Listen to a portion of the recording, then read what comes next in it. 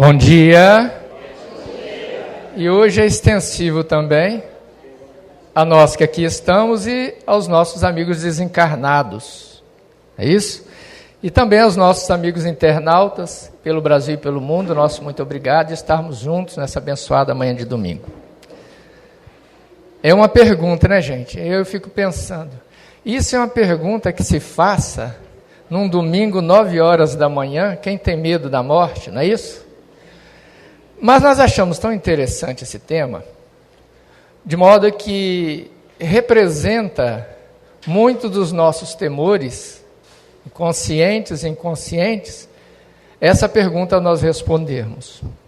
É claro, todos nós, de alguma forma, temos ainda o receio, e em alguns transforma-se até em pavor, representado de uma maneira até bem-humorada. Ao nós chegarmos aqui na casa hoje, o nosso amigo, ao chegar ali, ao ver o tema escrito na parede, ele falou: antes eu tinha medo, agora eu tenho pavor.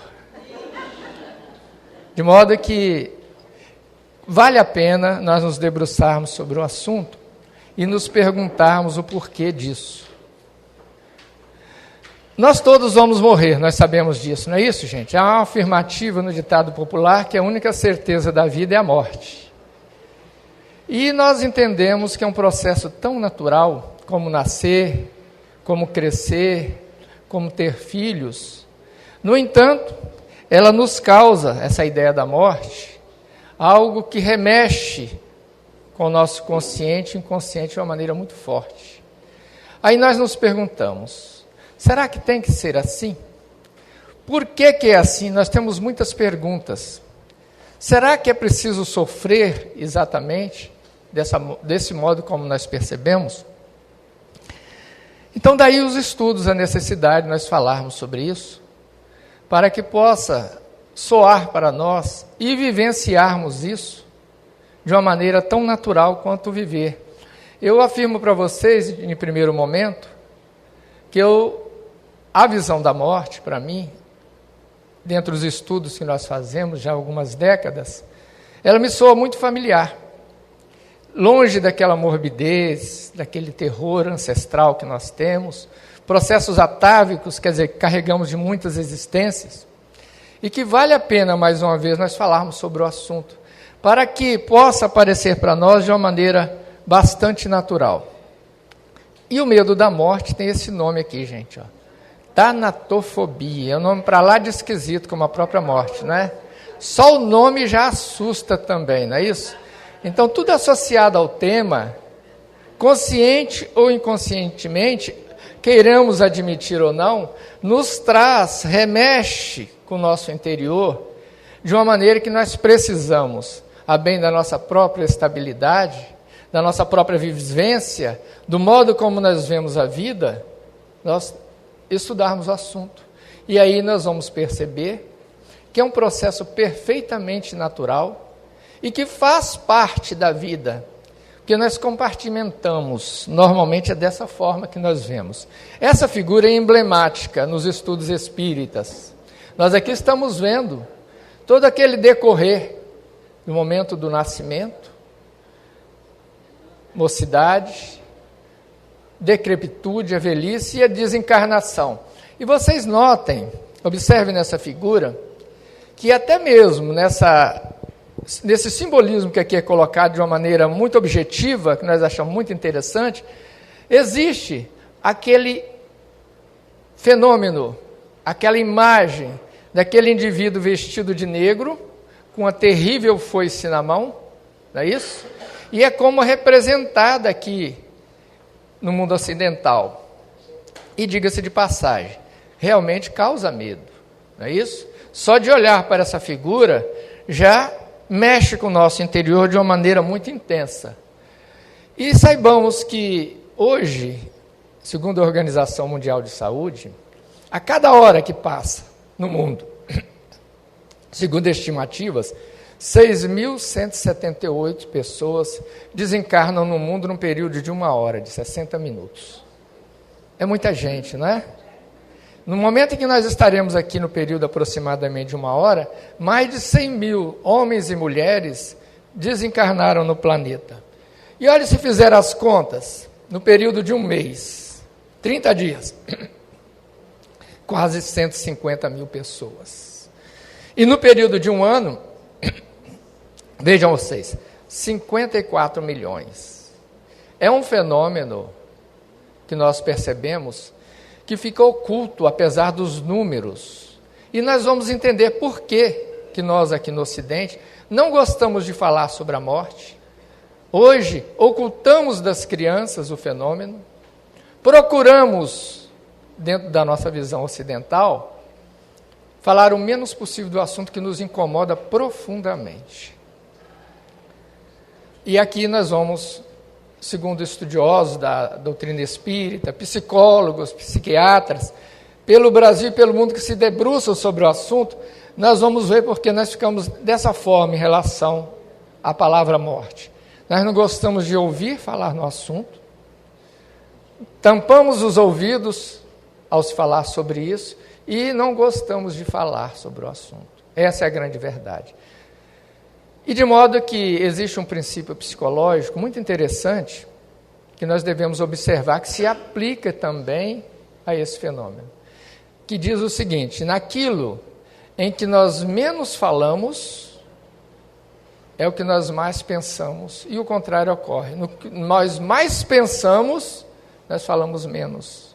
Isso se aplica a muitos momentos da nossa vida, em vários aspectos, mas em se tratando da morte é exatamente que isso acontece.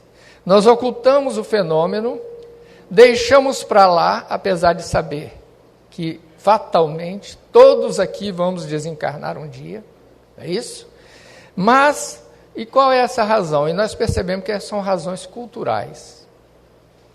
Nós, observando dois aspectos do planeta, a cultura oriental, representado pelos países tidos como orientais, Japão, China, Índia, e a cultura ocidental, geralmente a visão dos europeus, dos Estados Unidos, América do Sul, do quais nós somos herdeiros. Elas têm diferenças básicas que explicam para nós que estamos mergulhados na cultura ocidental, não é isso? O porquê que isso acontece. Primeiro, o homem ocidental, nós, de maneira geral, nós temos uma característica. Ela é impregnada pelo individualismo.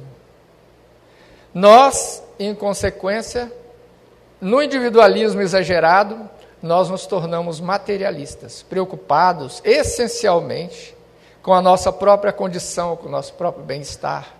É isso? É o que vige por aí na sociedade ocidental, do qual nós estamos inseridos, e também carregamos também esses conceitos para a nossa própria vida. Agimos dessa forma. O segundo, que é impregnado, é a crença numa única existência, numa única vida. Percebam vocês que as religiões ocidentais, elas apregoam que nós só temos uma existência. Não é isso? Daí explica-se por que as pessoas querem viver no maior tempo possível e da melhor forma que puderem. Daí nós vemos o culto, hoje, exageradamente ao aspecto físico, a beleza do jovem. E, em consequência, todos vamos envelhecer, nós vamos sofrer as consequências ao chegarmos ali a partir da terceira idade e etc., quando o corpo físico, a máquina física, já não corresponde aos anseios que a sociedade nos impõe. Aí nós vemos a situação de muitos dos nossos idosos sendo deixados para segundo plano, de uma maneira impiedosa, cruel, e que nós devemos refletir sobre isso, o porquê das causas que nos levam a isso. E é uma cultura fundada no capitalismo, percebam vocês, eles pensam em produtividade. Quanto mais o indivíduo é jovem, aquele período que mais produtivo ele possa ser, ele aí é mais valorizado. É isso? Nós valemos o que somos nesse nosso capitalismo selvagem. E principalmente o detalhe, a religião dominante no Ocidente é o cristianismo, representado pelos evangélicos, católicos e muitos, não é isso? E que ela, de uma forma geral, ela não contribui muito nos seus ensinamentos para que possamos entender o fenômeno da morte. Observem vocês que o que se fala sobre a morte, sem crítica, nós aqui estamos analisando possibilidades, é de uma maneira muito vaga, muito imprecisa. Eles nos falam do suposto céu, do suposto inferno, purgatório e tudo isso. E isso confunde, porque não corresponde à realidade que nós percebemos ao desencarnarmos. Isso cria um choque de realidade muito grande para quando no momento fatal, naquele exato momento, nós temos que desencarnar. Então nós percebemos que a falta de informação, ela traz um prejuízo muito grande para a criatura. E a essência é viver o momento presente, não é isso? Existe aquele termo latino que fala carpe diem, viva o dia, aproveite o momento, que todos nós estamos inseridos. É claro que o único momento possível de vivenciarmos é esse momento presente, né? O passado já foi, o futuro é uma promessa, mas nós temos também que estarmos atentos a possibilidades que virão à nossa frente, para que nós possamos, olha o paradoxo incrível disso, viver bem no momento presente, isento das dúvidas, dos anseios, das preocupações, que nos aflige hoje no momento presente, ante a algo que nós inevitavelmente vamos passar. Percebam vocês como é complicado o assunto, não é tão simples, é bastante complexo. E por isso, por essas razões, no capitalismo, nós teimamos em adoecer, nós temos medo das enfermidades.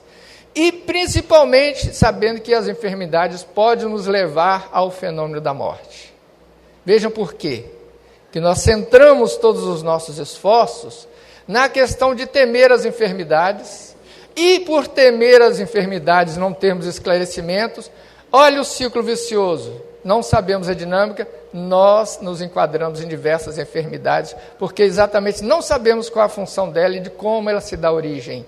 Aí cria-se em nós aquele estado emocional alterado, que vai levar, como nós sabemos através hoje dos estudos da psicossomática, em que a mente alterada em desequilíbrio causa transtorno no corpo, não é isso? E os antigos já tinham uma sabedoria muito grande quando eles diziam: quando a mente sofre, o corpo geme. Aí nós entendemos princípios milenares da antiga Grécia, dos filósofos. E dessa forma, a morte para nós ocidentais é algo que é inesperado, na maioria das vezes. É curioso, nós sabemos que vamos morrer, mas quando chega, nos parece inesperado, surpreendente e indesejável. São esses exatamente o que nos incomoda, esses fenômenos. E daí, vejam vocês, por que então que ela é representada no Ocidente na forma dessa criatura vestida de preto com a foice na mão, aquela figura tétrica, horrível, não é isso? Que nos incomoda. Realmente é assustador. Nós sabemos que algum dia, no último momento da nossa jornada, nós vamos ser visitados por uma criatura com esse aspecto. Convenhamos, não é isso? É tremendamente assustador. Vocês concordam com isso? Alguém gostaria de, no último suspiro, ali, serem visitados por uma figura tão sinistra? É isso? Olhem bem em que nós estamos inseridos, mergulhados num contexto cultural, e que isso traz prejuízos para nós. Agora, no Oriente, vamos lá. As religiões no Oriente são centradas, em particular, no budismo e no hinduísmo, que tem uma visão completamente diferente das religiões cristãs. Religiões multimilenares, que estão no planeta há mais de 5.000 anos, e que faz do cidadão, do oriental, que ele seja exatamente o oposto do homem ocidental. Vejam vocês. Então, a morte para o homem ocidental, ela causa medo, pavor. E nós vamos ver que ocorre o contrário com a mentalidade oriental. Baseada nessas duas religiões, olhem bem, ela já não é mais indesejável nem inesperada. Eles acreditam que é o quê? Uma transformação, olha o nome, transformação necessária à purificação do espírito. faz uma senhora diferença no conceito. E nós espíritas, pelos nossos estudos, nós estamos inseridos no aprendizado da cultura oriental, sabiam disso? Esse conceito de reencarnação, de morte, que nós estudamos nas casas espíritas e propagamos, dentro de uma cultura ocidental, veio lá do Oriente, através dos conceitos da reencarnação. E é por isso que o espírito é um pouco mais diferente. Nós aqui todos, com certeza, que aqui somos espíritos, nenhum de nós tem medo de morrer. Tem medo? Nós temos medo de morrer? É provável, não precisa responder. É provável que todos ainda estamos inseridos e mergulhados, e nós ficamos nem lá e nem cá, apesar de sabermos como o processo se dá, que é uma necessidade, e também é para nos trazer benefícios, não é isso? Mas, no entanto, no nosso inconsciente acende uma lâmpadazinha vermelha, e que nos fala que, será que a coisa é assim mesmo? Nós batemos a dúvida, e ela não só é algo esperado, como é necessário. Está aqui, ó. É diferente totalmente. Tanto é que no livro dos mortos tibetanos, eles dão exemplo da cultura egípcia, que tinha o livro dos mortos, eles trazem orientações para como proceder no momento da desencarnação. Vejam vocês, há um cuidado cultural especial para aqueles cidadãos, para que eles tenham uma informação embasada na realidade, para que no momento em que nós estaremos de volta para a pátria espiritual, nós nos sintamos equilibrados. E isso faz uma diferença tremenda. Mas só que as coisas estão mudando aqui no Ocidente. A partir da década de 70, esse termo tanatologia, que é educação para a morte, ou a psicologia do luto, como queiramos dizer, há cientistas, psicólogos, psiquiatras, educadores em todas as áreas, que podem serem formadores de opinião, eles estão debruçados sobre esse fenômeno do que é a morte. Como fazer para desconstruir, jogar por terra, todos esses conceitos aterradores que nós carregamos de maneira intensa, que traz prejuízos. Convenhamos. Então, cientistas, e nós sabemos que orientados pelo mundo espiritual, estão se debruçando nessa questão, de maneira científica. Eles estão humanizando a medicina, humanizando a visão dos psicólogos, ampliando os conceitos para que possa, naquele momento, se fazer um trabalho humanizado, misericordioso, dando condições ao indivíduo que ele possa fazer uma desencarnação, como seria o necessário, o adequado. E esse livro, nós temos já desde 1970, um dos pioneiros, o Dr. Marco Túlio, na Universidade de São Paulo, que criou na faculdade, na grade curricular, esse curso de tanatologia, falando para os médicos, para os psicólogos, como eles trabalharam essa questão. Não é isso? E essa senhora, Maria, é uma psicóloga, doutorada, lá da cadeira de psicologia da Universidade de São Paulo, Maria Júlia Kovacs, ela tem esse livro, Morte e Desenvolvimento Humano, colocando numa linguagem humanizada, acessível para todos nós, o fenômeno da morte. Vocês vejam que é um esforço muito grande. Já algo está mudando para melhor. Tanto é, e por fim ela conclui, vejam vocês, de tudo que nós falamos da cultura ocidental, a morte na sociedade ocidental, atual, nem sempre foi totalmente assim, é vista como algo vergonhoso e não é mais considerado um fenômeno natural. E sim, fracasso, impotência ou imperícia, por isso deve ser ocultada.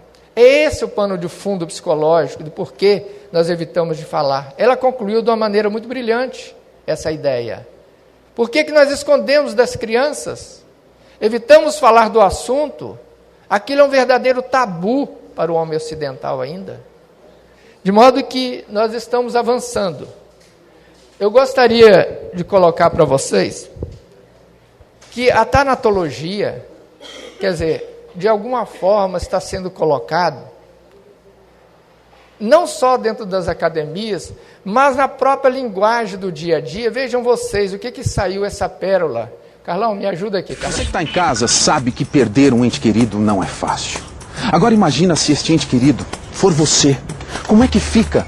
Sua família precisa estar preparada, não é verdade? Dá uma olhada nesse lugar. Cemitério Jardim da Eternidade. São 80 mil metros quadrados de área. Eu vou repetir. 80 mil metros com viveiro de pássaros, lago, capela ecumênica. Um espetáculo. Você nunca viu nada igual. E agora a melhor parte. Meninas, por favor, o preço. Você que está em casa deve estar se perguntando. Tá, mas quanto custa tudo isso? 40 mil? Não. 30 mil? Também não. Só 8 mil reais. Isso mesmo, 8 mil jazigo. Tá muito barato, hein? E as 10 primeiras pessoas que chegarem agora ganham uma lápide personalizada. Isso mesmo, essa aqui é do seu Joacir, mas ela pode ser sua. A hora é agora. Cemitério Jardim da Eternidade. Vem pra cá. O convite está lançado. Vem pra cá. Não é? Vocês vejam vocês, se nós vemos isso não de maneira irônica, mas de uma maneira muito positiva. Concordam que já está se fazendo um trabalho de desconstrução através do bom humor, da irreverência, e nós não achamos nada disso desrespeitoso, e sim uma contribuição que se dá para os nossos temores, de modo que nós estamos avançando nesse processo. Está aí lançado as campanhas, e aqui, finalmente nós entendemos as razões culturais que se reproduzem em nós, a todos vocês, em questões psicológicas e religiosas espirituais. De que forma? As religiões, nós concordamos que elas não fazem um trabalho lá tão efetivo em relação ao assunto. Quase todas as religiões ocidentais, elas se esquivam de falar sobre o assunto. Como nós sabemos, é sempre algo fantasioso, e esse algo fantasioso não corresponde à realidade, a ponto de trazer prejuízos para os seus fiéis. Além de não trazer benefícios, é o pior, traz prejuízos, na medida em que é colocado na cabeça de muitos desses, que a morte, o fenômeno da desencarnação, o desencarnar será assim, será assado, de maneira totalmente equivocada. Então vamos lá. A morte, então, para todos nós, por fim, é um trauma emocional profundo. Nós sabemos que nós nos identificamos muito com o corpo, não é isso? Com o nosso corpo, os 5 sentidos. Nós nos identificamos muito com as nossas posses, nós nos identificamos muito com a nossa família, com a nossa profissão, não é isso? É natural que assim aconteça. Só que o grande problema é quando nós fazemos isso exageradamente, de uma maneira insana e que nos traz prejuízos. E quando acontece algo, e segundo pesquisas, um dos maiores medos que o ser humano tem é que alguém de sua família possa desencarnar, possa falecer. Nós somos assim. De modo que nós construímos em nós um apego exagerado à nossa família, aos nossos bens, à nossa profissão, a tudo que nós temos. E convenhamos, desvencilhar disso, de um momento para outro, realmente não deve ser fácil para a maioria de nós, não é isso? Construímos um mundo de sonhos e de medos, e no momento em que a realidade bate à nossa porta, nos convida para voltar para casa, aí nós entramos em pânico e nos desestruturamos emocionalmente. E o outro é o medo do desconhecido. Aí entra a doutrina espírita. De maneira muito objetiva, é a única doutrina, é a única filosofia que nos coloca em condições de entender como é o continente espiritual. Nós sabemos que é tal qual aquela situação. Nós sabemos que nós devemos ir para um país desconhecido. Podemos fazer essa analogia, esse simbolismo. O fenômeno da morte é esse.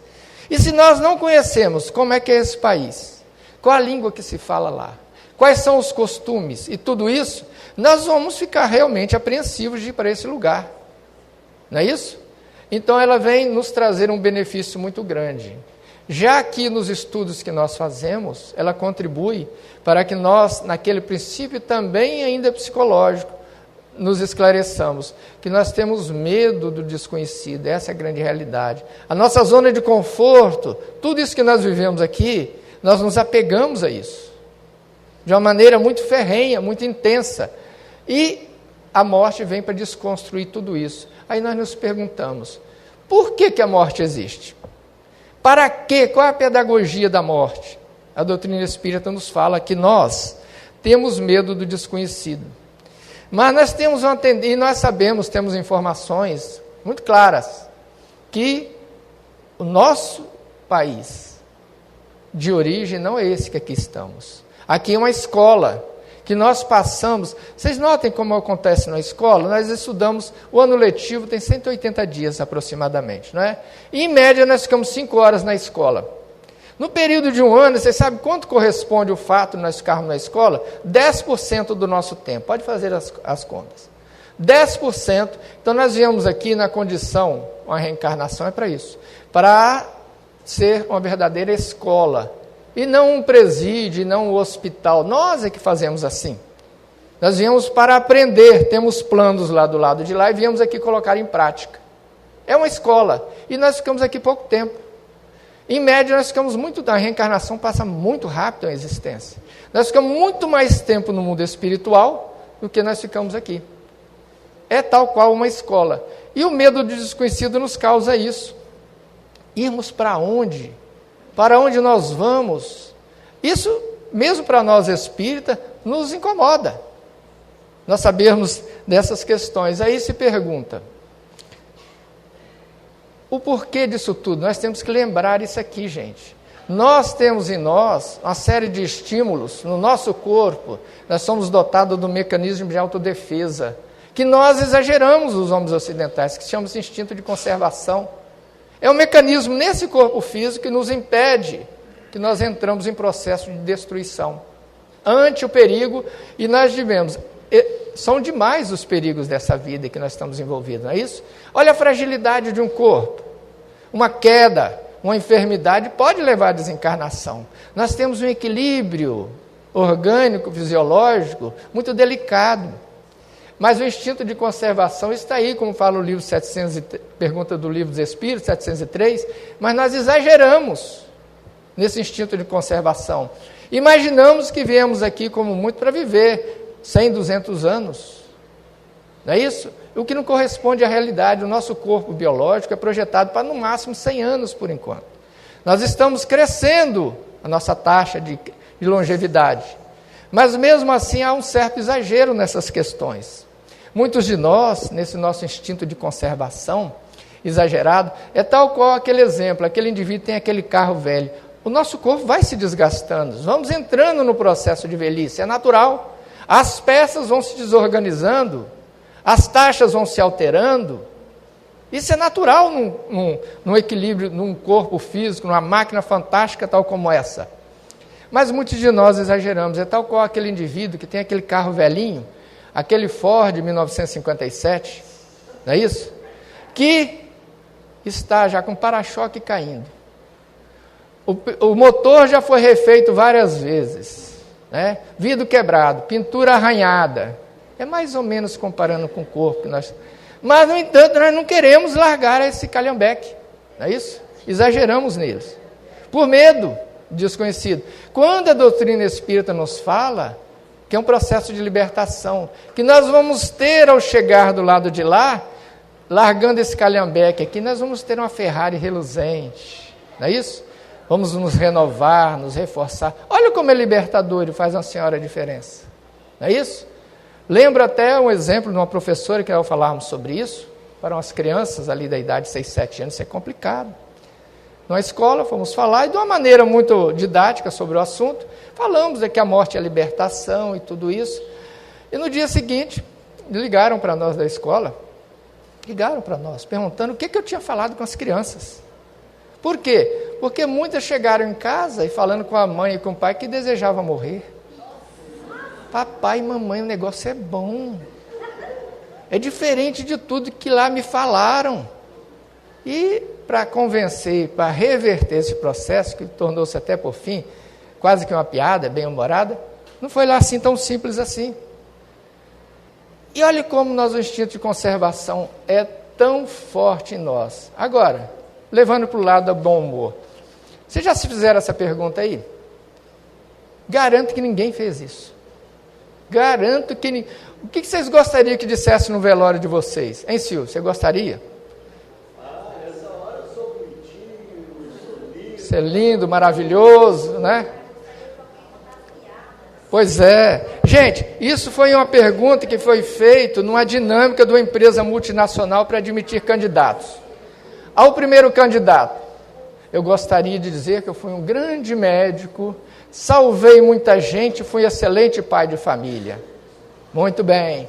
Segundo candidato, eu gostaria de dizer que eu fui um homem maravilhoso, professor que ensinei muita gente, fiz isso, fiz aquilo, tive uma família maravilhosa.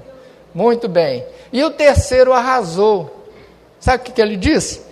E gente, que dissesse no velório dele, e gente, corre aqui, ele está se mexendo no caixão. Vocês já perceberam como isso reproduz, reflete o nosso medo, terrível medo que nós temos? Não dá para dizer que esse candidato, pelo otimismo dele, foi contratado, né, gente? Então, vocês vejam como isso se transcorre em nós. Pensar nessas questões de uma maneira bem-humorada, a vida é alegre. A morte é transformação. E o Espiritismo nos fala isso, vejam bem. O que o Espiritismo fala? Monteiro Lobato, para quem não sabe, o criador do Sítio de Pica-Pau Amarelo, ele foi um espírita no final da sua encarnação. Na biografia dele, eles não colocam isso, por algumas razões. Mas ele teve a certeza das mensagens espíritas e ele se declarava espírita ao final da encarnação. Os biógrafos não colocam isso. Mas olha o que ele dizia, gente. Olha a frase dele, de um poeta, de um escritor. Belíssima. A morte não é mais que a transição do estado sólido para o estado gasoso. Estados que se alternam no curso da existência infinita. Isso é coisa de poeta, de escritor. E ele estava dizendo a grande verdade.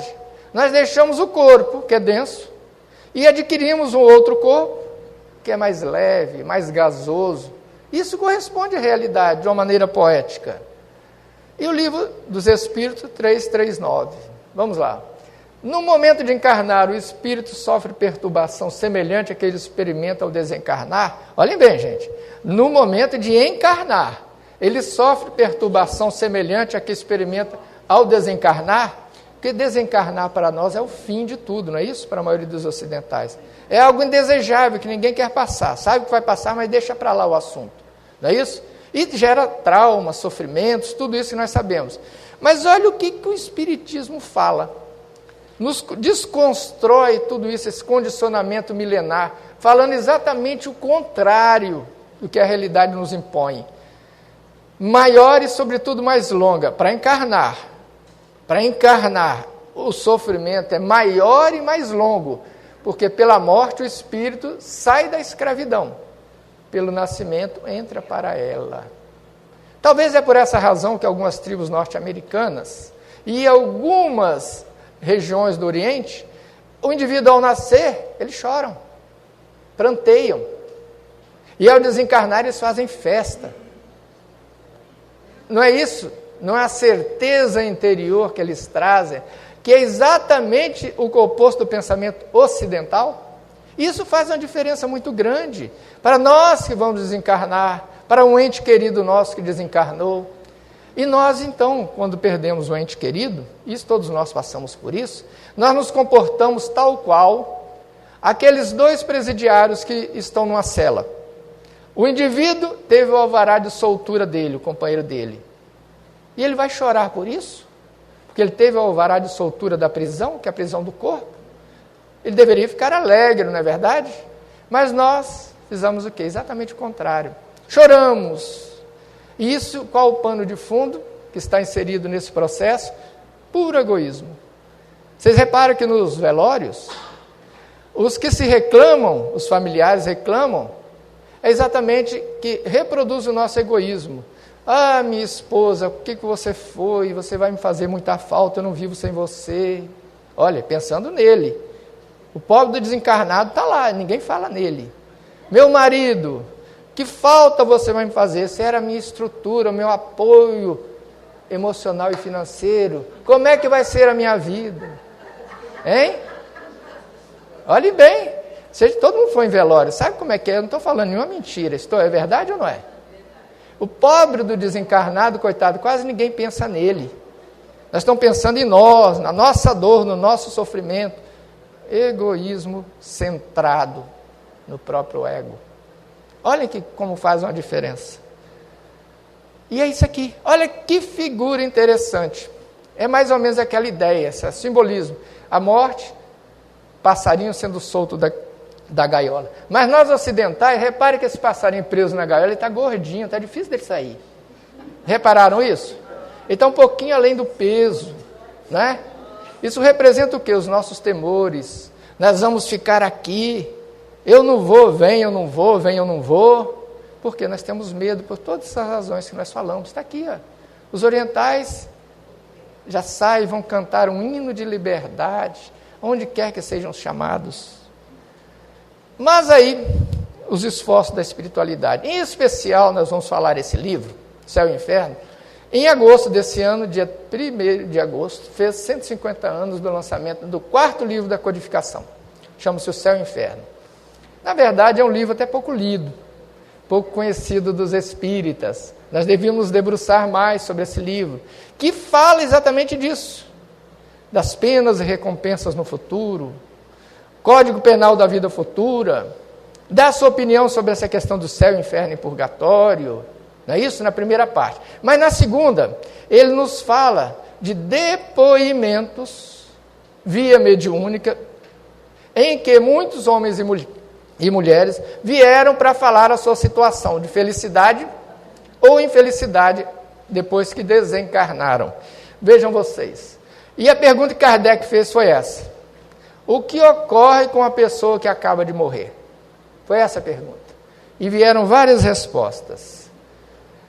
Um fenômeno curioso que acontece em quase todos os casos, no momento da desencarnação, em que os médicos, psicólogos, psiquiatras estão se debruçados, é nessa questão. E nas reuniões mediúnicas, nós somos informados, é uma visão panorâmica. O indivíduo, naquele instante, nos nossos livros, André Luiz e tantos outros falam sobre isso. Ele passa a sua vida, se ele teve 80 anos, como numa visão panorâmica, vai passando todos os fatos da sua vida. E ele vivencia aquilo com intensidade de emoções e sentimentos.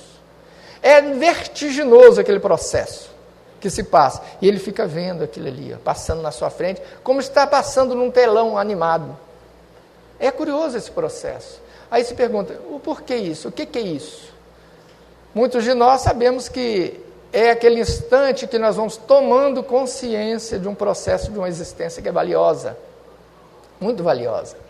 E que quase sempre, olha o que disse esse indivíduo: revi, como num panorama, os acontecimentos de toda a minha existência. Está lá no livro A Gênese, ou Céu e Inferno.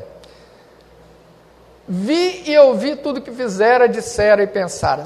Percebam vocês que interessante? Nesse momento, nós fazemos um retrospecto total de uma existência, em segundos.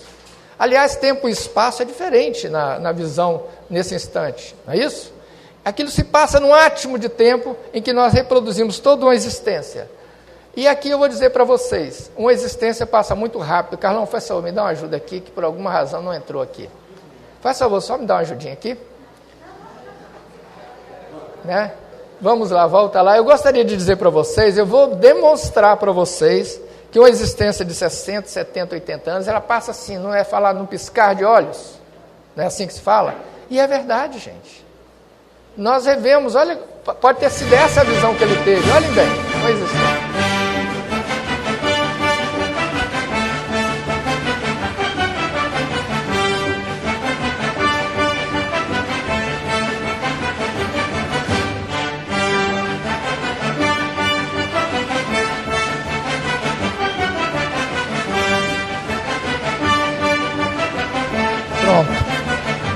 Desencarnou. 29 segundos esse tempo aqui. No olhar da espiritualidade é infinitamente mais rápido. Daí nós valorizarmos uma existência que passa muito rápido. Daí serve para nós trabalharmos as nossas questões pessoais, emocionais. Jesus já dizia, aproveite enquanto tem luz, enquanto tem energia no corpo, para se reconciliar com seus adversários.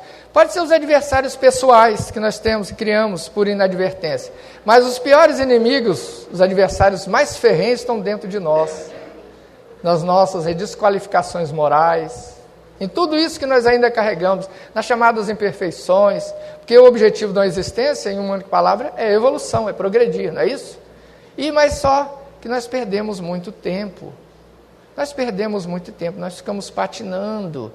E aí nós vamos explicar por que da morte, então, agora. A morte, nós notamos que o indivíduo ele passa aqui uma existência, mas a partir de um certo momento, nós tendemos a nos acomodar. É da natureza humana. 30 anos nós estamos lutando, 40 anos, estamos com todas as forças, 50 já pensamos em aposentar. 60, ao aposentar então, a aposentadoria para muitos é sinal de inatividade, né?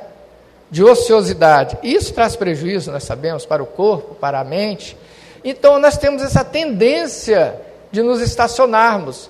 E o que a morte faz? Ela é um choque evolutivo de alta voltagem. Ela nos pega aqui, nos joga no mundo espiritual, de uma maneira abrupta, e nós sentimos aquele choque. E nós, a maioria de nós, pegamos no tranco. Vocês já repararam como é que é a coisa? Nós pegamos quase sempre no tranco, no susto, não é? E a morte, ele nos dá essa motivação. Chegamos lá, estado de consciência, precisamos trabalhar questões, entramos num céu ou no inferno muito pessoal, não é isso?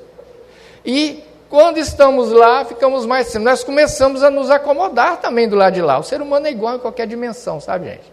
Chegando lá, ele começa a se acomodar.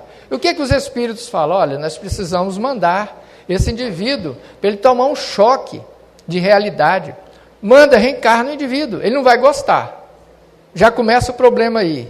Ele vai, aqui está tudo tão bem, reencarna o indivíduo e começa a fazer, ou vem aqui para fazer provas, ou vem para espiar problemas, pagar, não é isso? Algumas questões pendentes ainda de outras existências. Todos nós temos débitos.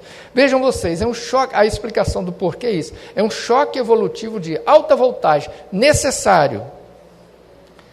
Aí ele complementa, revi todos os acontecimentos de minha vida nas quais me comportara mal. Tinha vontade de retomar todo o passado a fim de purificar os meus dias. Para nós espíritas, dizem que nós temos, nas reuniões mediúnicas, nós temos duas sensações, dois sentimentos ao desencarnar.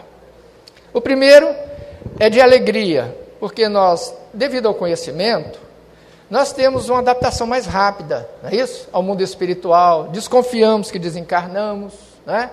Então nós vamos aceitar a ideia. É isso, um benefício. E algo, digamos, negativo é isso aqui que ele nos fala. Tinha vontade de retomar todo o passado a fim de purificar os meus dias. Nós temos um sentimento de tempo perdido. Às vezes nós nos perdemos nas ilusões da matéria e perdemos o foco da nossa existência. E isso do lado de lá nos incomoda. Nos traz um jogo de consciência. Aí vem o remorso, o arrependimento e tudo aquilo. E aí nós entramos em quê? Num verdadeiro inferno pessoal. Que céu e inferno nós já descobrimos, não é um local geográfico. É um estado de consciência. Onde quer que ele esteja, ele carrega o seu céu ou o seu inferno particular. É isso? A partir daqui. E não quando nós desencarnarmos. A confusão, um dos outros fenômenos que mais acontece. Olhem bem, guardava a mesma aparência e não percebia a morte do corpo material, porque pensava, via ou ouvia um corpo semelhante na forma. Para os espíritos já é perfeitamente explicável isso. Nós sabemos que esse corpo volta à matéria, não é? Ao pó da terra. Aquele corpo que nós nos apresentamos é o chamado perispírito. Nós temos esses conceitos. Olha como facilita. Mas para a esmagadora maioria, gente, nós somos em mais de 200 milhões aqui no Brasil. E segundo o censo do IBGE, espíritas é 3,8 milhões. Quase, uns falam 4, outros 5 milhões. É um percentual pequeno. Agora, a esmagadora maioria desses que desencarnam, como é que se encontra? Eles não têm esses conceitos. Vejam vocês como é difícil, como é complexo. Para nós nos parece muito claro, mas para esses milhões, mais de 200 milhões só de brasileiros, olha o que a morte representa para eles. Uma confusão total, dependendo da sua filosofia religiosa, do que se falaram lá para eles. Uns vão dormir, outros vão para aquele céu suposto, e etc. Nós vemos o que a fantasia faz para a nossa realidade. A perturbação. Olhem bem, meu espírito teve muito trabalho para se desprender do corpo. Nós estamos colocando, são aqueles itens que percentualmente são os que mais acontecem ao desencarnar. As pessoas, meu espírito teve muito trabalho. Nós não queremos largar o corpo. Ficamos presos a ele, nos identificamos a ele. Isso traz problemas. Desse modo que muitos se encontram lá, eles não querem isso. E muitos dos desencarnados estão por aqui, dentro dos nossos lares, dentro do nosso trabalho. Paulo nos falava que nós somos cercados por nuvens de testemunhas, é isso que ele fala. Muitos ficam por aqui, presos às ilusões, aos vícios, às condições familiares, aos apegos exagerados, ficam por aqui perdendo tempo, às vezes dezenas de anos, e precisam de um trabalho muito responsável da espiritualidade, das casas espíritas, para instruir esses companheiros. Muitos ficam ao nosso redor gravitando, e isso nós sabemos que traz prejuízos para nós e para eles. Senti um escurecimento, depois não sei o que se passou. Agora é uma situação difícil, gente, olha, que é muito comum. Errei abreviando a vida, o suicídio. Deveria suportar tudo antes de acabar prematuramente, por isso sou infeliz, eu sofro. Não é isso? Nós vemos isso, os relatos mais dramáticos, pungentes, são dos suicidas. Aquela fuga da realidade, muitos falam covardia moral, ante uma situação, eles são levados a fazer essa fuga. Destruir algo que não é dele, o corpo que nos foi emprestado, isso traz repercussões, dizem que é o maior sofrimento. É claro que cada caso é um caso. Nenhum caso é igual ao outro, existem atenuantes e agravantes em cada suicídio. É isso? Tem indivíduos que estão, devido a um problema mental, perdem a noção da realidade e suicidam-se. É um agravante, mas tem o seu atenuante. Outros que perderam sua fortuna por um ego de vaidade, pulam do prédio, agravante tremendo, orgulho, não é isso? E nós vemos isso, essa é uma preocupação tão grande que, olhem, foi criado pelas organizações aqui do Brasil, organização internacional, da mesma forma que nós estamos tendo o Outubro Rosa, né? Esse mês, trabalho bonito, prevenção ao câncer de mama. Nós tivemos no mês passado o Setembro Amarelo, eu acho que poucos sabiam disso, não é isso? O dia 10 de setembro foi instituído internacionalmente como Dia de Prevenção ao Suicídio, aqui no Brasil e no mundo. Porque a cada 40 segundos uma pessoa suicida-se no mundo. Vejam vocês como é grave. E isso é uma fuga tremenda que nos acontece. Então falar é a melhor solução. Vamos falar do assunto, não é? Vamos tirar esse tabu, vamos amparar as pessoas. Existe há 53 anos, nós louvamos esse trabalho aqui, do Centro de Valorização da Vida. É uma ONG que não tem vínculo político nem religioso, são um trabalho voluntário que não se cobra nada, 24 horas por dia, por telefone, número 141, você pode ligar e falar dos seus problemas, falar da sua solidão, da sua depressão, da sua angústia, e tudo isso. É uma maneira, isso atende mais de 1 milhão de pessoas por mês, por ano, mais de 1 milhão. É um trabalho belíssimo. As casas espíritas se debruçam sobre isso nos atendimentos fraternos, não é? Existe então uma realidade nova chegando. Nós temos que falar sobre isso. A casa espírita, nós sabemos que cada caso, um que é igual ao outro. Nós percebemos que tem situações de suicídio, são verdadeiros assassinatos espirituais, em que o indivíduo é levado a fazer aquela ação por ação de obsessores. Mas o pano de fundo ainda são as nossas dificuldades. Eles nos acessam pelas nossas próprias fragilidades. Mas daí nós percebemos que nenhum caso é igual ao outro, então não vale julgar, nós analisarmos essa dura condição para esses companheiros, e sim ter misericórdia e analisar caso a caso. Locais de despertamento. Despertei sonolento em casa com a esposa a gemer e a gritar por mim. Vejam vocês, é o que mais acontece. Jesus dizia, onde está o seu tesouro, aí estará o seu coração. Ao desencarnarmos, para a maioria de nós, o nosso porto seguro é a nossa família, os nossos filhos, a nossa esposa, o nosso marido, e tendemos a ir para lá. E não raro alguém que possa ter uma sensibilidade mediúnica, acontece de pessoas ali sentirem algo dos sintomas que vitimaram a desencarnação. O indivíduo foi vitimado por um infarto fulminante. Aliás, gente, por falar em infarto fulminante, é melhor morrer a prazo ou morrer à vista? O que vocês acham? Alguém gostaria de morrer a prazo ou morrer à vista? Ter aquele infarto fulminante, morrer. Ou então, morrer com um câncerzinho básico durante 8 meses. O que vocês acham? Hein? Nós estamos, claro, trazendo uma reflexão no bom sentido. Nós somos informados pela espiritualidade que é melhor nós morrermos a prazo, em cima de uma cama, não é isso? Ali tendo tempo para refazer relações, rever pensamentos, pedir perdão a esse ou aquele, não é isso? Nós temos tempo para refletir. E muitos desses que morrem à vista, ou mesmo a prazo, vão para dentro das casas mesmo assim. Isso traz prejuízo. Se tem alguém na casa que tem uma sensibilidade mediúnica, e o indivíduo morreu no ataque cardíaco, ele passa a sentir dores no peito, inexplicavelmente, nunca teve problema. Mas somos informados que para esses casos, a simples ida à casa espírita, nós vimos aqui numa palestra tal como hoje, é possível que muitos nos acompanharam. Isso está trazendo benefícios para muitos desencarnados que são informados da nova condição. E aí, eles são abordados ali na entrada pelos mentores da casa, e aí, dessa forma, eles são esclarecidos, acolhidos e encaminhados.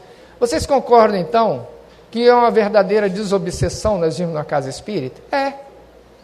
É numa casa espírita, é uma verdadeira desobsessão. Muitos que nos acompanham são aqui, ficam aqui, e aliviam a pressão sobre nós e sobre eles. Vejam vocês os benefícios de sermos espíritas, não é?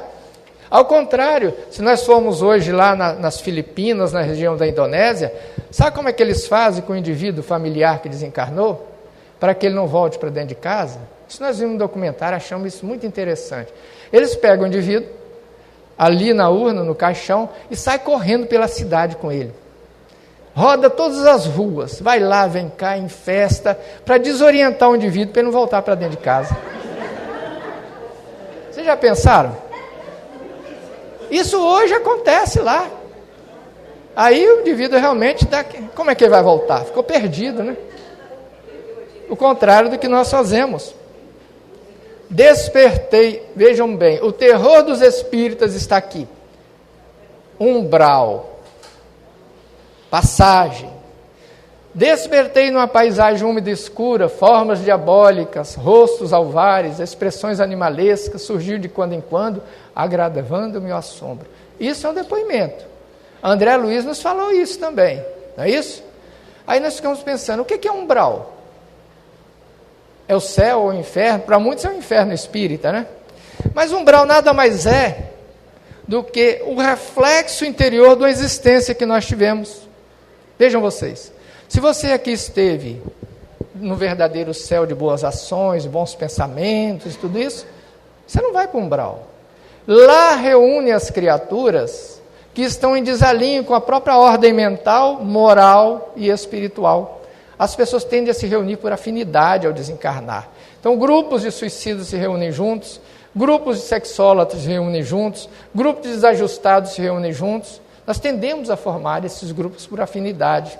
E nos falam eles que é uma região muito terrível, suja, mal cheirosa, escura, abafada, não é isso? É realmente um panorama feio. Mas será se esse panorama, o que é isso? Representa o seu interior. O astral inferior, chamado umbral, ele não foi criado por Deus. Ele foi criado pelas nossas próprias criações mentais em desalinho. Essa é a realidade. Não é isso? Pelos nossos pensamentos, pelos nossos sentimentos, pelos nossos atos, nós construímos em nós aqui um inferno ou céu, e que vai se reproduzir ao desencarnarmos. Então ninguém precisa reclamar, falar que é castigo divino. Isso é lei de causa e efeito, gente. É a lei mais justa que nós conhecemos. A cada um segundo suas obras. Nós sabemos disso. Tanto aqui na terra como no céu, onde quer que estejamos, representando aqui e outras dimensões.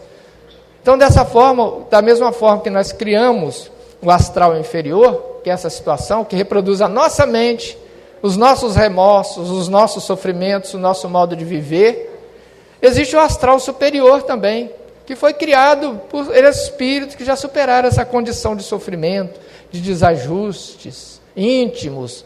Então, nós vamos para onde? Não se preocupe para onde vocês vão. Então a morte não serve de advertência. Nós vamos para onde? Dito o quê? O que nós fazemos aqui. Olha como é importante então o fenômeno da morte. Nós vamos morrer na mesma medida em que nós vivemos aqui. É uma continuação da existência. Nada além disso. Simples assim que nos fala a doutrina.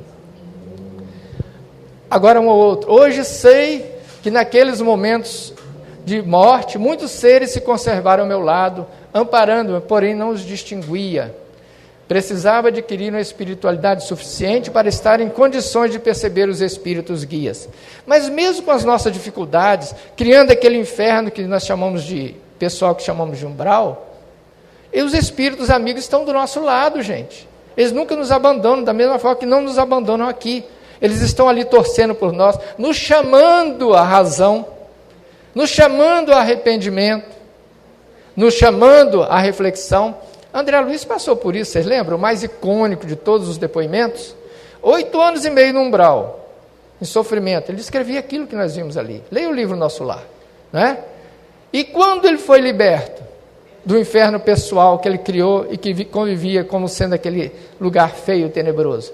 Quando ele, perdendo a vaidade, que aqui exercia como médico famoso, né? Ele se achava, a grande realidade é essa, ao colocar os joelhos no chão, fazer uma oração a Deus, humildemente chorou e pediu. O que aconteceu?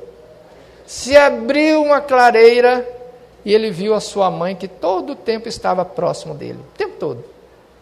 Ali sempre chamando, meu filho, venha. Mas ele não ouvia, porque ele ficou fechado no circuito interno próprio de dor e desajuste. Ele não conseguia enxergar ajuda. E é assim que acontece conosco. Nós não, então, podemos culpar ninguém dos nossos sofrimentos. Somente a nós. Nós construímos, mais uma vez, a doutrina espírita, nosso céu, nosso inferno particular. Quer seja aqui, quer seja em qualquer lugar do ponto do universo. Depende de quem? Unicamente de nós, do nosso esforço. Agora, vamos falar de coisa mais alegre. Nem tudo também. Olhem bem, acordei num quarto de hospital arejado e reconfortante. Lei de causa e efeito. O indivíduo ele não foi mais equilibrado do que desequilibrado. Então ele faz por merecer um lugar, um quarto melhor, uma visão melhor, não é isso? Que corresponde a quê? Aos merecimentos dele, a sua realidade interior. Isso aqui não é privilégio de Deus, que quer que ele seja assim, o outro sofrer, não é isso. Construção pessoal, responsabilidade individual. Olha o chamamento. Aí nós vamos perdendo muito do misticismo, de culpar a vida para os nossos problemas, de culpar o governo, de culpar o marido, de culpar a mulher. Nós vamos perdendo aquela noção de que o inferno são os outros, né? Como se fala sempre, os infernos são os outros. Eu estou assim, o assado, porque fulano me faz ficar assim. Infeliz do patrão, infeliz da mulher, infeliz da Dilma, coitada, né? Então, gente, vamos orar por ela, gente. Vamos orar por essa nossa presidenta, a situação que ela está passando, que é um reflexo de tudo que foi construído no Brasil já por mais de muitos séculos. Vamos orar. Não é fácil a situação que ela se encontra. Vamos colaborar com bons pensamentos, com alto astral, fazendo a nossa parte, sendo otimistas, esperançosos, alegres, né? É isso que nos cabe. Agora, o pior da história, para muitos. Acho-me aqui ativamente ocupada, trabalhando e estudando. Olhe bem, ocupada, não é um céu de ociosidade, isso cai por terra. Milhões de criaturas pelo mundo afora que acham que a morte é um nada, que você vai para um paraíso, não é isso?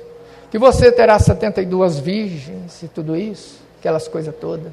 Que é um mar de ociosidade. Eu tenho a impressão, a minha opinião pessoal, que esse inferno, esse céu que eles nos falam por aí, é um verdadeiro inferno, né? Ociosidade, aquela coisa. Quando nós aqui simplesmente transferimos aquilo que nós fazíamos aqui.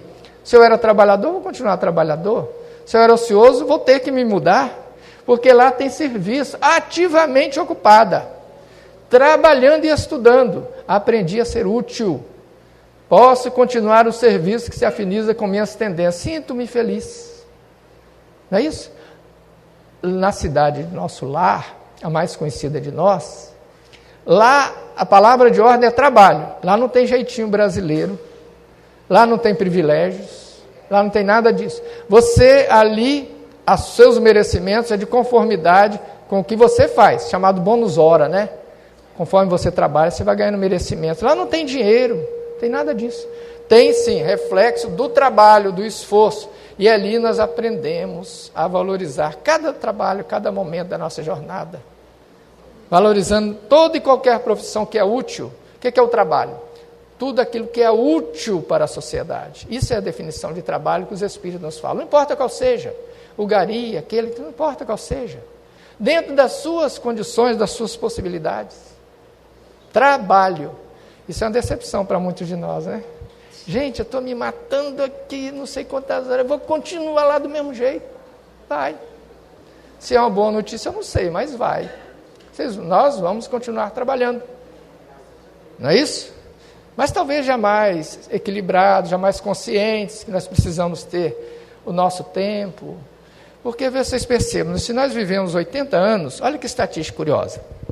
Os espíritos reclamam muito de nós, que nós damos pouca atenção à presença deles. Se nós vivemos 80 anos, nós vamos passar 1/3 do tempo dormindo, não é isso? 8 horas. 8 horas, teoricamente, trabalhando. E as 8 horas que seria para o lazer? Né? Nem sempre fazemos isso. Exageramos no trabalho ou exageramos no lazer. Às vezes nós somos assim. Exagerados, extremos. E eles nos convidam. Eles nos falam o seguinte, olha que triste estatística. Se nós, numa vida de 80 anos...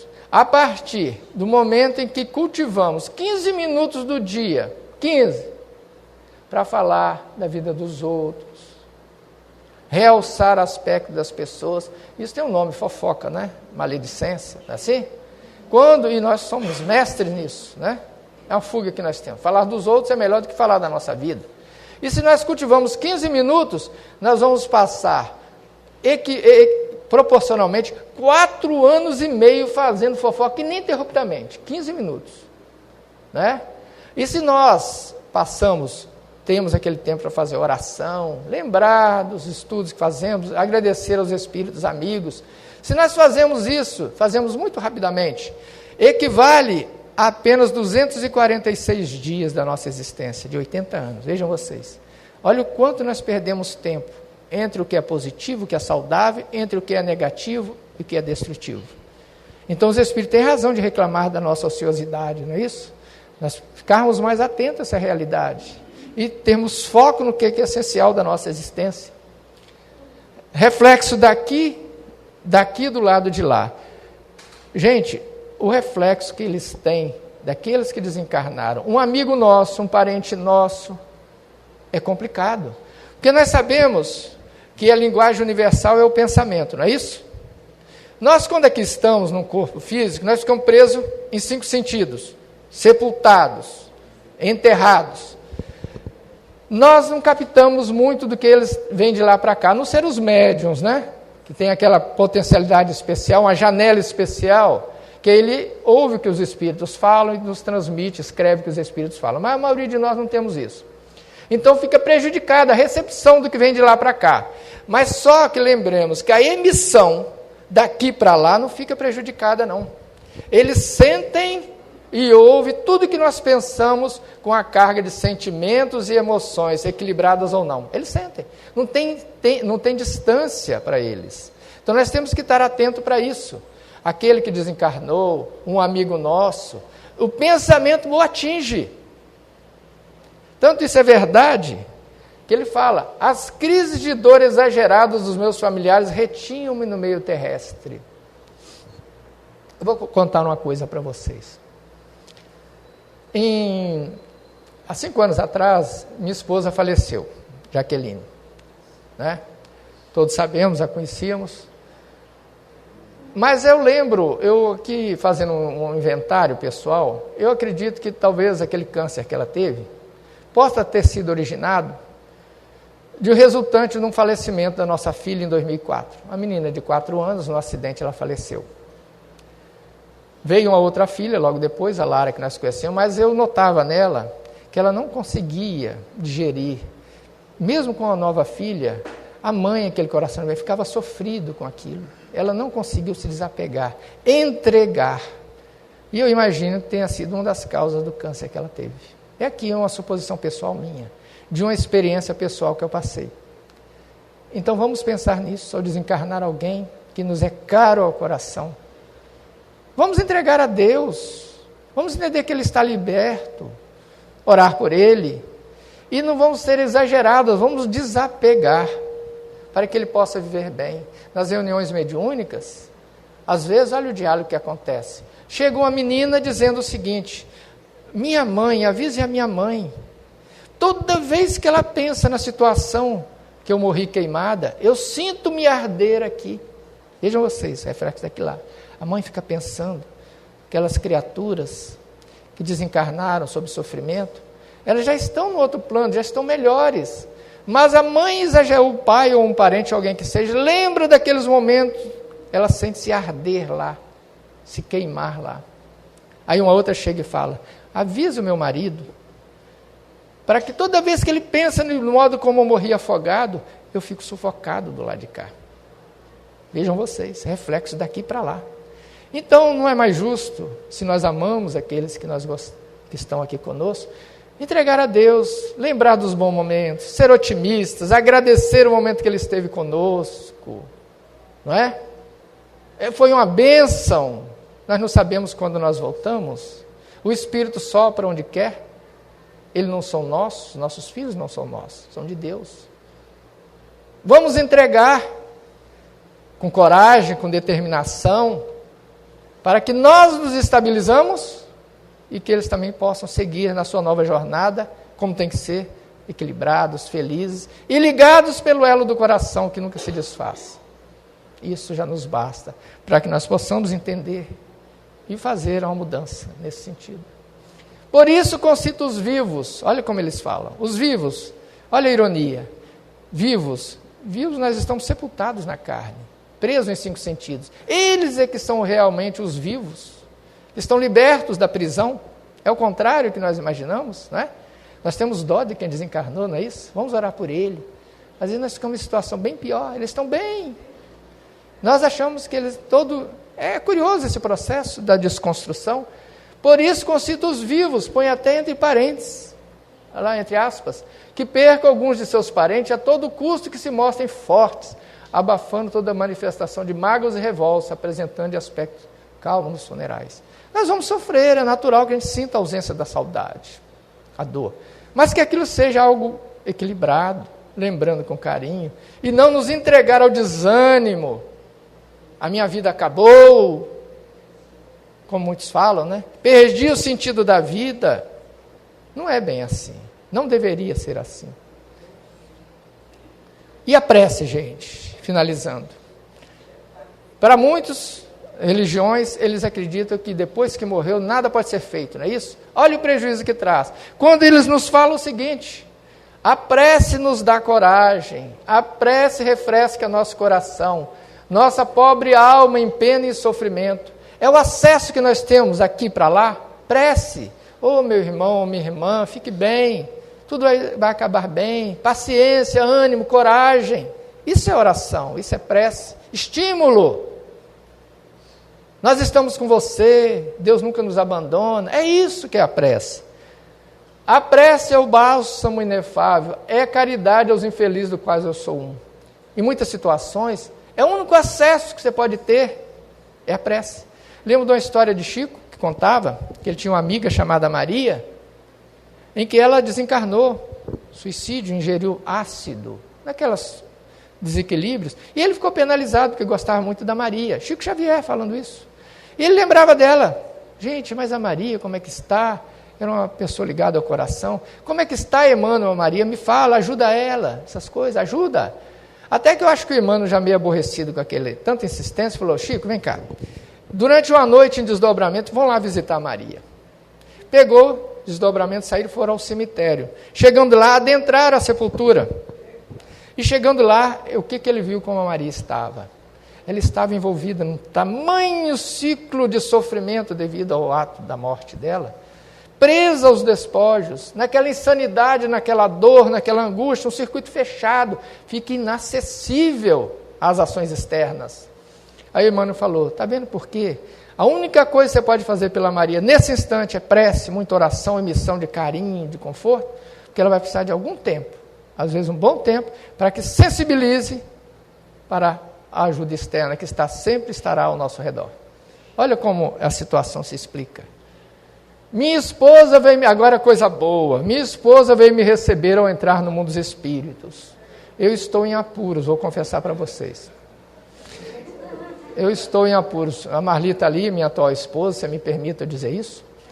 Mas eu já sou viúvo 2 vezes, como é que vai ficar esse negócio? Né?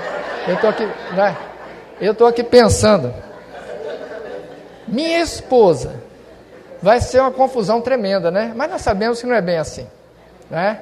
Nós sabemos que hoje quem é minha esposa, amanhã será minha filha, são papéis que se alternam, mas todos somos ligados ao coração. A minha esposa já é você, viu, Marli? Com certeza, saiba disso, eu gostaria de dizer, viu? Sem problemas. As demais que estão do lado de lá, pois é, eu gostaria de dizer isso para você, mas as demais nós vamos nos encontrar pelos elos da afinidade. Quantas existências já estivemos juntos, ora como minha filha, ora como minha mãe. É assim que esses papéis se alternam, é assim que a gente aprende a amar, não é isso? Dessa forma, nós estaremos bem. Agora, revi parentes, amigos, olha que coisa reconfortante, para quem não tem essa noção. Parentes, amigos, conhecidos, vieram todos me receber nas portas da existência verdadeira. Rostos queridos que supunha perdidos para sempre. Ninguém perde ninguém. Essa palavra a gente tem que tirar. Eles se ausentam, ninguém perde ninguém. Nós entendemos que morte é perder alguém. Ninguém perde, apenas se ausenta. Está numa outra dimensão, nada além disso, trabalhando, sendo apoiada. Então, vamos cuidar, nós que aqui ficamos, do nosso equilíbrio, porque eles estão bem. E trabalhar e seguir em frente com otimismo, com alegria, mais uma vez dizendo. E eu acho que gostaria de ser mais ou menos assim, sabe, gente? Eu desejo isso para vocês. Olha que interessante. Todos vão chegar assim, olha os amigos, olha. Cartaz, aquela festa, aquele oba-oba, olhem bem. Não é isso? Qual seria o cartaz mais adequado para você, para aquele, não é isso? Isso não é uma felicidade muito grande? Qual que se enquadra? Não é? Aqui é bom, exatamente. É isso que é a realidade para onde eles estão, gente. Da realidade do céu interior, lá construída aqui. É isso aqui, nada além disso, é simples assim, não é? E por fim, falar para vocês o seguinte, tudo veio através do elo da mediunidade. Essa porta aberta, com a outra dimensão, que Chico Xavier sempre fazer tão bem. Observem vocês, quem foi melhor do que Chico, em que ele utilizou o tríplice aspecto da doutrina? A científica, usando os livros, né, de Parnaso de Além Túmulo, o primeiro livro dele, dezenas de poetas veio através dele. A filosófica, através de André Luiz, com a série André Luiz nos livros. A evangélica, através de Emmanuel, que debulha os pensamentos evangélicos com clareza. Então nós temos, e as cartas que ele fazia, olhem bem para vocês como nós somos felicitados de ter esse conhecimento antecipadamente para onde nós vamos. Vence o medo e vencerás quem venceu a morte. É atribuído a Alexandre o Grande, para finalizar esse pensamento. Ele foi um conquistador, nós sabemos, mas ele é atribuído a ele, nós guardamos isso com muita intensidade. Dizem que, prestes a morrer, ele morreu com 33 anos numa febre, ele chamou seus 3 generais, mais influentes, e fez 3 pedidos para eles. No meu sepultamento eu quero que os médicos carreguem meu caixão até o cemitério, os médicos. Quero que meus tesouros conquistados sejam largados daqui até o cemitério. Prata, ouro, pedras preciosas. E quero que as minhas 2 mãos vão fora do caixão pendente ao vento. Os generais estranharam aquilo, coisa mais esquisita. Mas ele explicou, eu vou explicar por quê. Eu quero que os médicos levem para que eles entendam, isso é um simbolismo para os homens, que quando chega o momento da morte, ninguém pode fazer nada. Tudo tem um limite. Não é isso? E quero que as minhas pedras e os meus tesouros sejam jogados, porque aqui nós chegamos sem nada, né? E aqui nós vamos sair sem nada também. E por fim, que as minhas mãos, é isso? cheguem ao vento, porque é dessa forma que nós vamos. Nós chegamos, nascemos com a mão fechada, o bebê nasce com a mão fechada, não é assim, gente? Não traz nada. E morremos, geralmente, se deixa com a mão aberta. Então é dessa forma que nós possamos entender simbolicamente o fenômeno da morte. Agradecidos estamos por todos vocês, amigos internautas, e eu desejo a todos vocês, de coração, meus queridos, uma boa morte, viu?